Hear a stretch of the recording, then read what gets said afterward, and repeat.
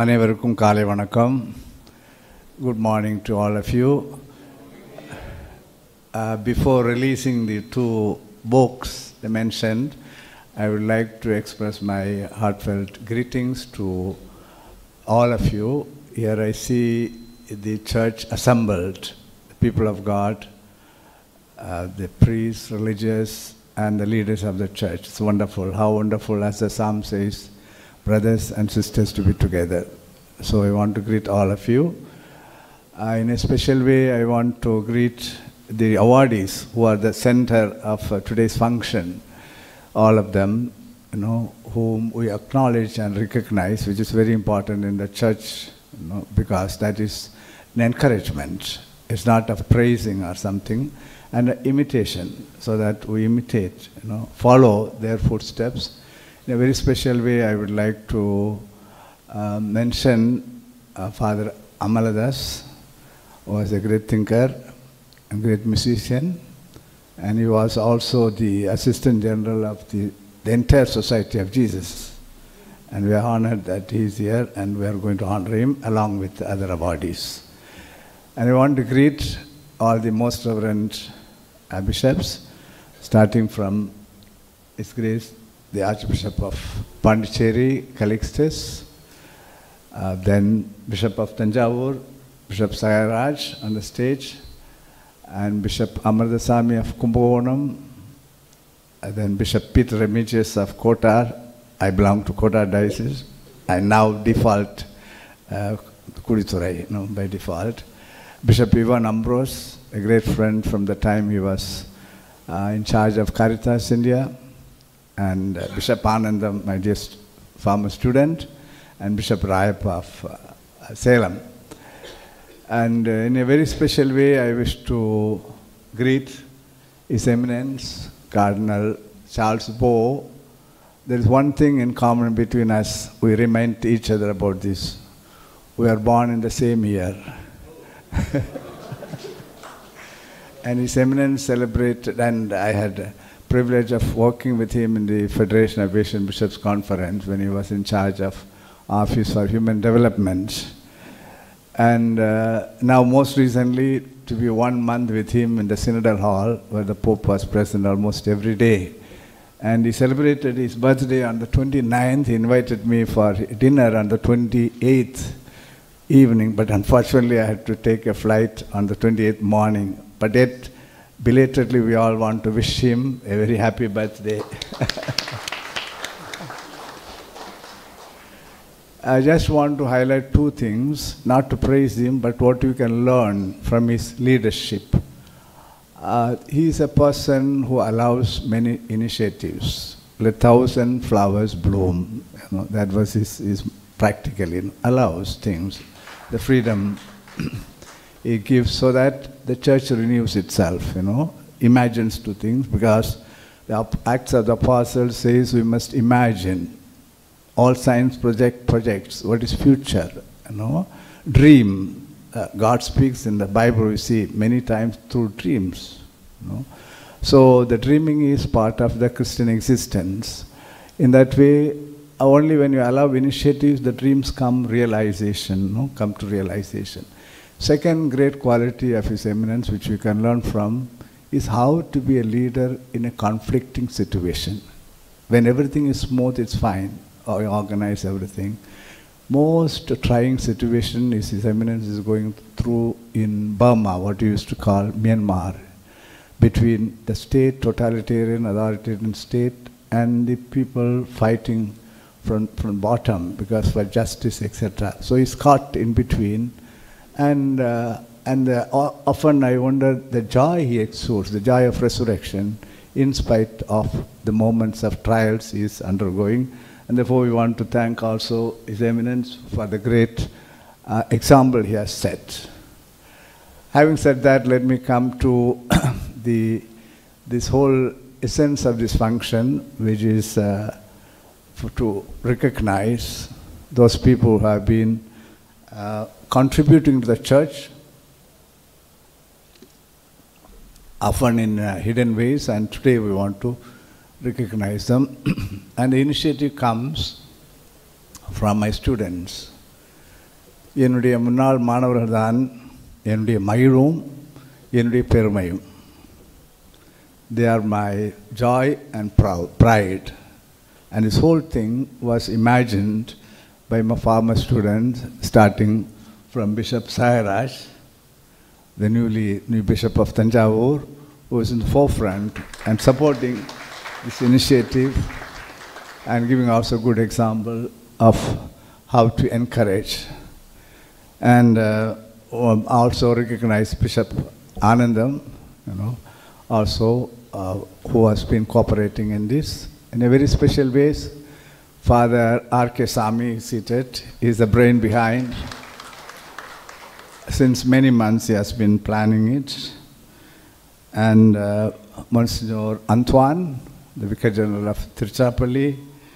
And then we have Father A.L. Sebastian, then Father Elphinstone, Father Nitya Sahayam, and several others. So this band of my students thought of this and is so joyful that they brought this to this. இதை நினைக்கும் போது எனக்கு தமிழ் புலவர் ஒருவர் கூறிய வார்த்தைகள் எனக்கு நினைவுக்கு வருகின்றன. தென்னையை பற்றி பேசுகின்றார். தென்னை மரமானது அதை பற்றி பேசும்போது என்ன சொல்கின்றார் என்றால், தாளால் தான் கொண்ட நீரை தலையால் தான் தருவதால். அதாவது காலில் பெற்றுக்கொண்ட தண்ணீரை தலையால் தான் கொடுக்கிறது.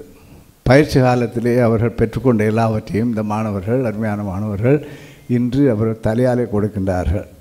கனி கொடுக்கின்றார்கள், இளநீயை கொடுக்கின்றார்கள். எனவே ஒரு மகிழ்வான ஒரு முயற்சி என்று சொல்லி அவர்களை பாராட்டுகின்றேன் அனைவரையும்.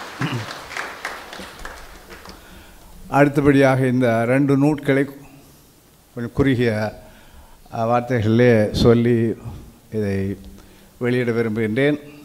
முதலாக இந்த நிகழ்ச்சியை மிகவும் முன்னின்று செயல்படுத்திய ஏற்பாடுகள் செய்த R.K. சாமி அவர்களுடைய தொகுப்பு நூல் shrines the wellspring of salvation. அது எனக்கு மிகவும் பிடித்த ஒரு தலைப்பு. ஒரு என்ன சொல்கிறது, ஒரு கவிதை மயமான ஒரு தலைப்பு. ஊற்றுக்கண்கள், மீட்பினுடைய ஊற்றுக்கண்கள். மீட்பு என்றால் மீட்பு ஏதோ நம்ம நினைக்கிறோம். ஆனால் ஆட நாம் சிந்தித்தால், விவிலியத்தை நாம் நோக்கினால், நிறைவாழ்வு தான் மீட்பு. நிறைவாழ்வு என்பது உடலை சார்ந்தது, உள்ளத்தை சார்ந்தது. உடலும் உள்ளமும் முழுமையாக நிறைவாக சுகமாக இருக்கக்கூடிய நிலைதான் மீட்பு.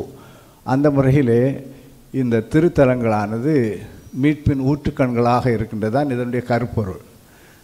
பல ஆய்வுக்கட்டுரைகளை ஒன்றாக இணைத்து அருமையான ஒரு முன்னுரையோடு இதை வெளியிட்டிருக்கின்றார். இதில் குறிப்பாக 2 கருத்துக்களை நான் முன்வைக்க வேண்டும். அதை R.K. சாமி சொல்கின்றார். ஒன்று, அதாவது shrines are significant roles they play in faith formation. மறைக்கல்வி என்பது ஞாயிற்றுக்கிழமையோடு முடிகிறதல்ல, வாழ்வு முழுவதும் நடக்க வேண்டிய ஒன்று. எனவே சில பாடங்களை மனப்பாடமாக கற்றுக்கொள்வதோடு மறைக்கல்வி நின்றுவிடக்கூடாது. வாழ்வு முழுவதும் விசுவாசமானது ஆழப்படுத்த வேண்டும் என்றால் தொடர் பயிற்சி வேண்டும். இதிலே முக்கியமாக இந்த திருத்தலங்கள் மக்கள் வருகின்றார்கள், இங்கே நிறைவேற்ற மற்றவர்களுடைய விசுவாசத்திலிருந்து தன்னுடைய விசுவாசத்தை அவர் ஆழப்படுத்துவதற்கு கற்றுக்கொள்கின்றார்கள். எனவே உண்மையிலேயே இது மறைக்கல்விக்கு ஒரு முக்கியமான தலமாக இருக்கின்றது. குறிப்பாக நம்முடைய இந்த பெரிய திருத்தலமான இந்த வேளாங்கண்ணி மறைக்கல்விக்கு ஒரு முக்கியமான இடமாக இருக்கின்றது. இன்னொன்று, அடிக்கோடு காட்ட வேண்டிய ஒன்று, அதாவது shrines and pilgrimages are the abbreviation of God's word in rest to our care. இறைவார்த்தை நாம் பல முறையில் கேட்கின்றோம், திருவழிபாடு வழியாக என்றும். ஆனால் குறுகிய சொற்றொடரில் தி சிந்தசிஸ், குறுகியதாக நாம் இறைவார்த்தையை புரிந்து கொள்ளக்கூடிய ஒரு தளமாக இந்த திருத்தலங்கள் அமைகின்றன. எனவே இது போன்ற நிறைய கருத்துக்களை உள்ளடக்கிய இந்த அருமையான நூலை வெளியிடுவதில் மிகவும் மகிழ்ச்சி அடைகின்றேன்.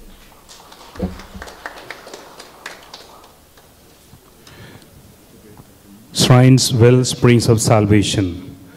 இதன் முதல் புத்தகத்தை பெற்றுக்கொள்ள His Eminence Cardinal Charles Poe அவர்கள் அன்போடு அளிக்கிறோம். முதுமுனைவர் ஃபெலிக்ஸ் வில்ஃப்ரட் அவர்கள் வெளியிட அதன் முதல் பிரதியை His Eminence Cardinal Charles Bo will receive the first copy.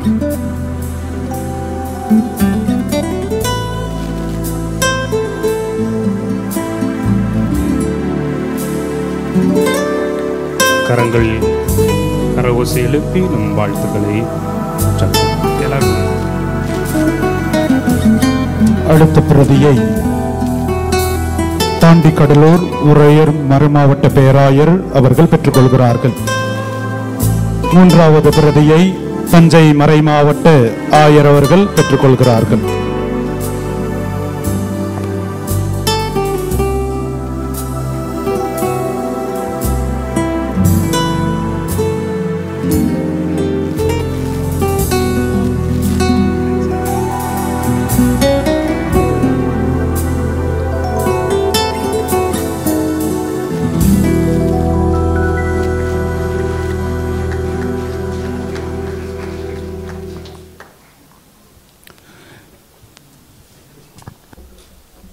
அடுத்த நூல் அருள் பணியாளர் செபஸ்தியான் கரம்பை செபஸ்தியான் அவர்கள் வெளியிட்ட நூல் தல திரு அவையில் கிறிஸ்தவ ஒன்றிப்பு அருள் அடையாளங்கள் புனித மரியாள் புனிதர்கள் வணக்கம் செயல்பாடுகள் இந்த தலைப்பிலே எழுதியிருக்கிறார்கள். அவர் ஒரு திருச்சபை சட்ட வல்லுனர், சீரிய சிந்தனையாளர். இதில் ஒரு முக்கியமான ஒரு பணியை ஆற்றியிருக்கின்றார். பல தடவைகளில் நாம் என்னை பார்க்கும்போது சிலவர் கேட்கின்றார்கள், அதாவது நம்முடைய பிற கிறிஸ்தவ சபையை சார்ந்தவர்கள் நம்மை பார்க்கும்போது சில கேள்விகளை முன்வைக்கின்றார்கள். அதாவது மரியாளை பற்றி ஏன் இவ்வளவு தூரம் நீங்கள் பெருமையாக பேசுகின்றீர்கள்? மரியாள் வணக்கம், அப்புறம் நற்கருணை பற்றி, திருத்தந்தை பற்றி, இதெல்லாம் ஒரு சர்ச்சைக்கான விஷயங்களாக காணப்படுகின்றன. உண்மைதான். ஏனென்றால் திருத்தந்தையின் சங்கத்திற்கு பிறகு கிறிஸ்தவ சமயத்தில் பிளவு ஏற்பட்ட பொழுது இந்த விவாத பொருளாக மாறியவை முக்கியமான மூன்று. ஒன்று மரியாளை பற்றி, இந்த லூத்தர் இவர்கள்லாம் அதை ஏற்றுக்கொள்ளவில்லை. 2 நற்கருணையை பற்றி, அது வெறும் ஒரு உணவு தானே அன்றி அது பலி அல்ல என்று வாதிட்டார்கள். அதே போல் திருத்தந்தைக்கு இந்த முக்கிய இடம் கொடுக்கக்கூடாது என்று. எனவே அந்த 16ஆவது நூற்றாண்டிலிருந்து ஏனைய சபைகள் இதை ஒரு விவாத பொருளாகவும், இதை ஒரு வகையில் கத்தோலிக்கர்கள் தவறி நடக்கின்றார்கள் என்ற முறையிலே பேசுகின்றார்கள். எனவே இன்றைக்கும் நம்ம இந்த குரலை நாம் கேட்கின்றோம். ஆனால் தந்தை கரம்பை செபஸ்தியான் இந்த விவாதத்திற்குள் நுழையாமல் வேறு அணுகுமுறையை கையாண்டுள்ளார். இவர்களுக்கு என்ன பதில் சொல்வது என்பதை இல்லை, மாறாக இவர்களோடு எப்பொழுது நாம் சேர்ந்து இணைந்து செயல்பட முடியும் என்பதற்காக. எனவே கிறிஸ்தவ ஒன்றிப்பிற்கான ஒரு விளக்கம், அதாவது கத்தோலிக்க திருச்சபையிலே எவ்வாறு மரியாள் கருதப்படுகின்றார்கள் என்பதை விளக்கி சொல்வதனால தெளிவுகள் ஏற்படுகின்றது. அவரோடு குதர்க்கம் இல்லை, ஆனால் பிளவுகள் ஏற்படுகின்றது. இன்னும் ஒற்றுமையை வளர்க்க வேண்டுமே தவிர குதர்க்கத்தை வளர்த்து விடக்கூடாது என்பதற்காக அருமையாக புனித அடையாளங்கள், திரு அடையாளங்களை பற்றி, மரியாதை பற்றி, புனிதர் வணக்கத்தை பற்றி அருமையான இந்த நூலை எழுதியிருக்கின்றார். அவர்களுக்கும் என்னுடைய உள்ளார்ந்த பாராட்டுக்கள். கரகோஷம் செய்து அவர்களை வாழ்த்துவோம். கரமிஸ்டர் அங்கே வந்திருக்கின்றார்னு நினைக்கின்றேன். இங்கே இருக்கிறார். சரி, இந்த நூலை இப்போது வெளியிட்டு அந்த பிரதிகளை நாம் கொடுப்போம். தல திரு அவையில் கிறிஸ்தவ ஒன்றிப்பு என்ற புத்தகத்தை அருள்முனைவர் ஃபெலிக்ஸ் வில்ஃப்ரட் அவர்கள் வெளியிட அதன் முதல் பிரதியை பாண்டிச்சேரி உயர் மறைமாவட்ட பேராயர் பிரான்சிஸ் கலிஸ் அவர்கள் பெற்றுக்கொள்கிறார்கள். இரண்டாவது பிரதியை கார்டினல் சார்ல்ஸ் போ அவர்கள் பெற்றுக்கொள்கிறார்கள். மூன்றாவது பிரதியை தஞ்சை ஆயர் அவர்கள் பெற்றுக்கொள்கிறார்கள். அனைவரும் இணைந்து நின்று குழு புகைப்படம் எடுத்துக்கொள்ளும்.